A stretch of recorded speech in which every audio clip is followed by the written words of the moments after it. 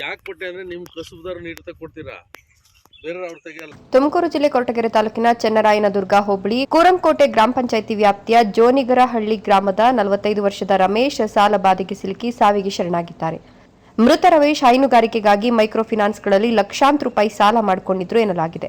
ಹೈನುಗಾರಿಕೆಯನ್ನೇ ನಂಬಿಕೊಂಡು ಜೀವನ ಸಾಗಿಸುತ್ತಿದ್ದ ರೈತ ರಮೇಶ್ ಕುಟುಂಬ ಸುಮಾರು 20 ಹಸುಗಳನ್ನು ಸಾಕ್ತಿದ್ರು ಎನ್ನಲಾಗಿದ್ದು, ಇತ್ತೀಚೆಗೆ ಮಾರಣಾಂತಿಕ ಕಾಯಿಲೆಗೆ ಸುಮಾರು ಹಸುಗಳು ಸಾವನ್ನಪ್ಪಿದ್ವು. ಇದರಿಂದ ರಮೇಶ್ ಕಂಗಾಲಾಗಿದ್ರು ಅಂತ ಮೃತನ ಸಹೋದರ ನಾಗರಾಜ್ ತಿಳಿಸಿದ್ದಾರೆ.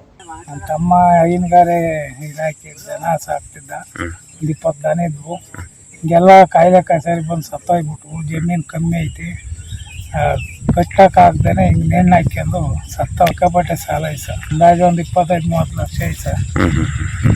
ಎಲ್ಲ ದನ ಕರ ತಂದು ಎಲ್ಲ ಸಾಲ ಮಾಡ್ದ. ಜಮೀನು ನೋಡಿದ್ರೆ ಕಮ್ಮಿ ಐತಿ, 10 ಗುಂಟೆ ಐತಿ. ಮಾಡಿ ನೆಂಟಿ ಇಬ್ಬರೇ ಒಬ್ಬ ಮಗ, ಅವ್ರ ರಮೇಶ್ ಅಂತ ಸರ್. ರಾತ್ರಿ ಸರ್ 7 ಮನೆಗೆ ಬಂದೇ ಇಲ್ಲ. ರಾತ್ರಿ 1 ಗಂಟೆ ಮೇಲೆ ಹಾಕ್ಯ ನಾವು.